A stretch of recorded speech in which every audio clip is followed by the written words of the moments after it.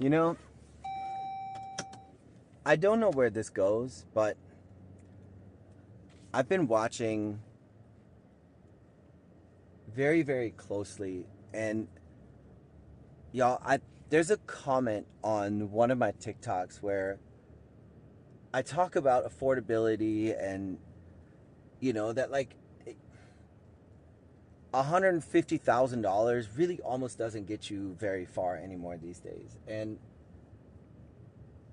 one of the ladies in the comments was like, dude, I just got a $1,200 power bill.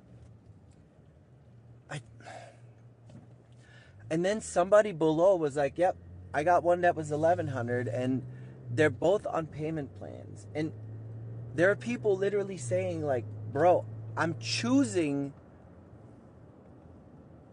to not pay my power bill and let them shut my lights off so I can afford groceries.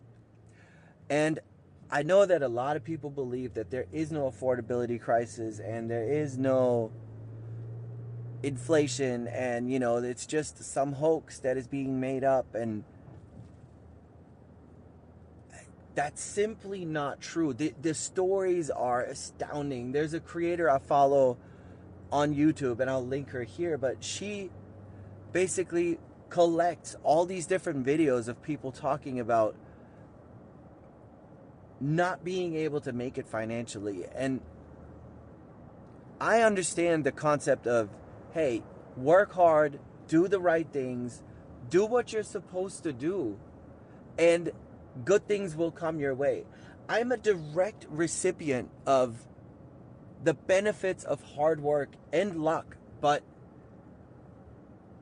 there are also people out there who've literally done the exact same thing that I did, whether that was in the military or went to college, got an undergrad, got a master's, and are sitting here without a job and no way to replace their previous income.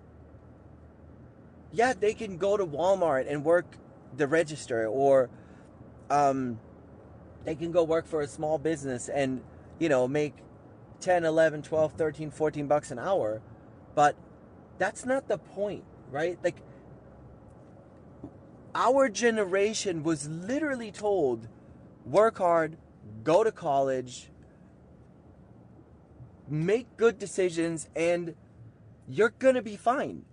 And it turns out that the goalpost just keeps moving, and for a lot of people, they're not fine. They're sacrificing or they're compromising, and I don't know where this goes, right? Like, I'm super fortunate to be as good at my job as I am, and that I've been so lucky to have the mentorship that I've had and the chances that I was presented.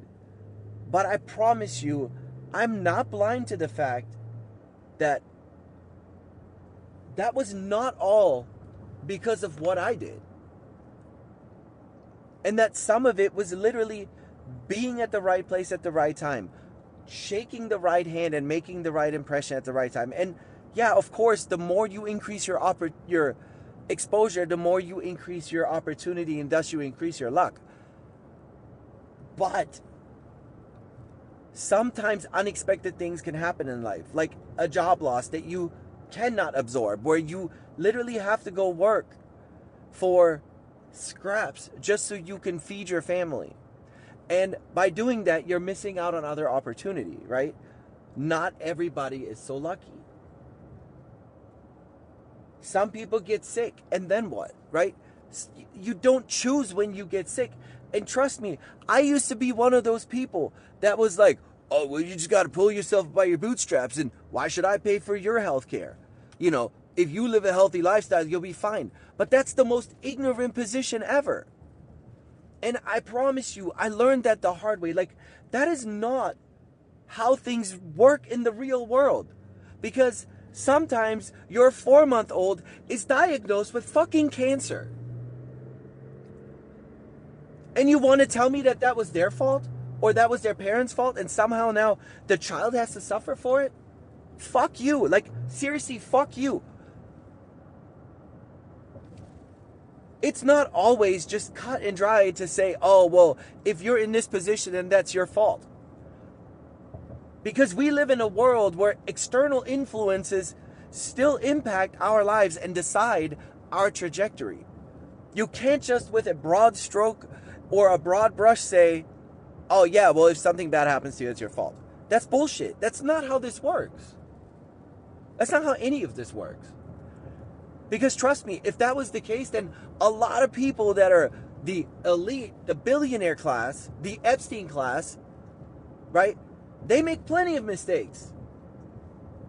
Yet they get bailouts. Yet they get, pardons. Or they get help from their rich friends or their daddy's rich friends that, maybe they're a judge or a lawyer or whatever.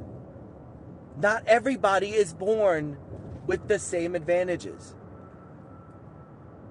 So I don't know where this goes. I mean, the projections are that AI is going to take hundreds of thousands of jobs. And best case scenario, right, those jobs are replaced with other jobs. And that it does not become this apocalypse of economic impact that, a lot of people are projecting or suspecting will happen. I don't know what the answer is. But I can tell you, when you start gutting white-collar jobs, and even blue-collar jobs are being absorbed by private equity, where they'll go in and they'll buy every plumbing business from a retiring plumber in a certain locality. And that gives them full price control, right? If they own every single business, they can either undercut someone who's like a private entrepreneur and just bleed them out until they have to sell their business too. Or they just completely price control the market if they've got a total monopoly. So trust me, as an investor and someone who is extremely bought into the stock market, a lot of this is beneficial, right? For me. But my family has also suffered its fair share. We've gone through several reductions in workforce events over the past couple of years where, because my wife is in marketing, her job simply just evaporated. We've had to absorb that multiple times over the last couple of years. And not just with, oh, well, she's out of work for 3 weeks and then finds another job that replaces that, cushy 6-figure income. No. One of the periods was 23 months before she found another job. 23 months. So if you don't have significant savings or a spouse that also has decent income, you're cooked. Like, you can't create any more savings because the second you try, the goalpost moves. And milk, instead of $3.50, is then $4.50. Anyway, I'm rambling. I just don't know where else this goes, man. And I just feel so bad for people. I just don't know. What are we going to do?